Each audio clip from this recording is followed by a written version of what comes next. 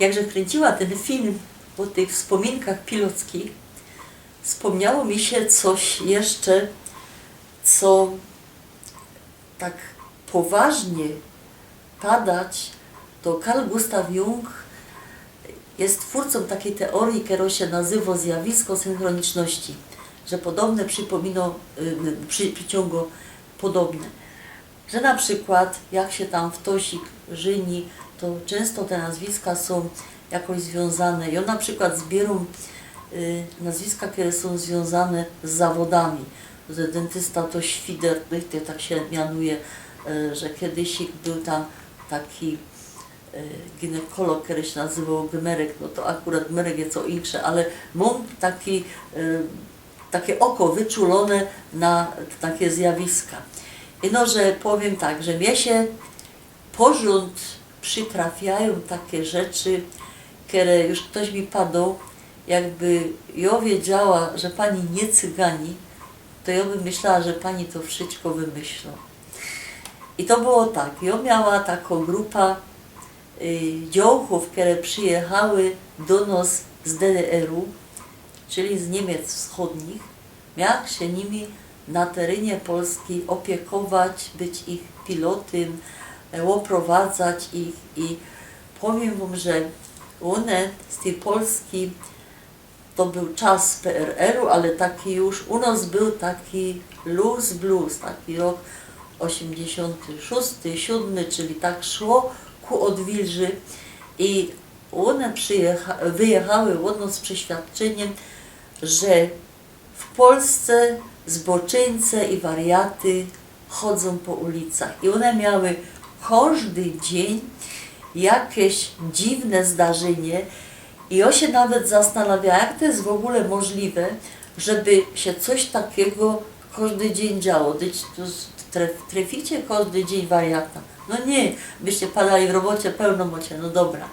Ale zaczyna się od tego, że te działy, one mieszkały w takim nie hotelu robotniczym, no ani też nie akademiku, nie wiem jak to się teraz mianuje, no kańsik na takim domu noclegowym i pierwszego dnia tam pod ten dom noclegowy wieczorem wtosik tam przyszedł, zaczął wołać, a że wołał po niemiecku, to one się wszystkie ciepły do okien. A to był zboczyniec, który się ściągnął galoty i się świecił latarką, wiecie, kaj. No one się tak śmiały, usprawiały mi to na drugi dzień. Ja myślała, że ja ich źle rozumiem, a nie co one do mnie gadają. Zwłaszcza, że to coś ich tam w tym ichnim slangu trochę się inaczej nazywało. No i potem to zjawisko przez 2 dni się powtarzało, zanim my tam zadzwonili, bo wtedy się nazywało milicja, nie, co by tam z tym zrobili porządek. W Ziedach ich do Parku Kultury na ta kolejka Elka. Myśla się, co tam się nam złego może przytrafić o tej Elce, że im naopowiadała, nie, o historii tego Parku Kultury i chciała je przewieźć całkiem tym trójkątem, gdzie ten koniec tej trasy miał być przy ówczesnym Stadionie Śląskim. I ja jechała jako pierwsza na tym siodełku. Tych działków było 18 w sumie, a na końcu jechała ta ich opiekunka i opiekun. No i wiecie, widzę przedostatni słup i stoi tam jakiś chłop w takim szircze, w takich krótkich galotkach obcisłych i tak mi się coś wydawało, że on taki inczy jakby. Potem jak się bliżej przyjrzała, to on był pomalowany.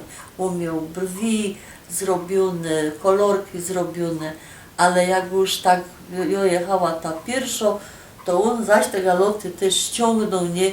I tak nam pokazał, to już tak przelewało między palcami. Jak te działki się zaczęły śmiać i tam była taka jedna Żaneta, nie takie niemieckie imię, ona padła, że to było najlepsze, co ona dotychczas w Polsce widziała. No ja już go mówię, no to jest niemożliwe, żeby tak sam pod tym ichnim hotelem, sam zaś w tym parku mamy coś takiego, one to wszystkie widziały. miały rajza do Bielska.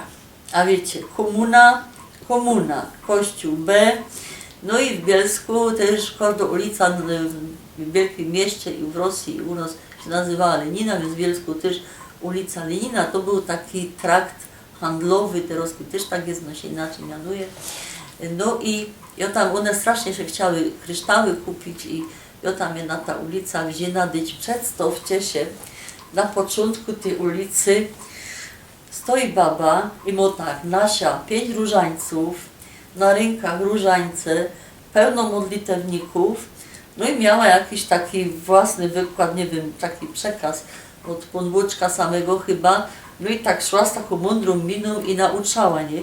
I ta Żaneta, ona się pewno spodziewała, że ta baba też galoty ściągnie, a ta Żaneta się mnie pytał, kto to jest, nie? I godą, że to jest eine verrückte Frau, nie? Szalona osoba, nie? Że ona nic nie robi. I ona go to tak można, nie? Tak o kościele, ona nikomu nie szkodzi, nie? I ja widziałam, jak ona się zastanowiła, jak w tej Polsce jest swoboda, że każdy może pokazać co chce, że kobieta może chodzić po ulicy Lenina, nie? I nauczać o Ponwóczku. Także ja wam powiem, że tam się jeszcze ze 2 takie zdarzenia dziwne wydarzyły. Ja już tego nie wspomnę, ale one nie pamiętały żadnych zabytków, niczego. Jak tak potem siedziały w tym krajsie i tak wspominały, to one o tym sprawiały. I to richtig, no nie ma tak, co by każdy z nas spotkał każdy wariata, a one tak miały. One miały takie, nie wiem, takie przyciąganie.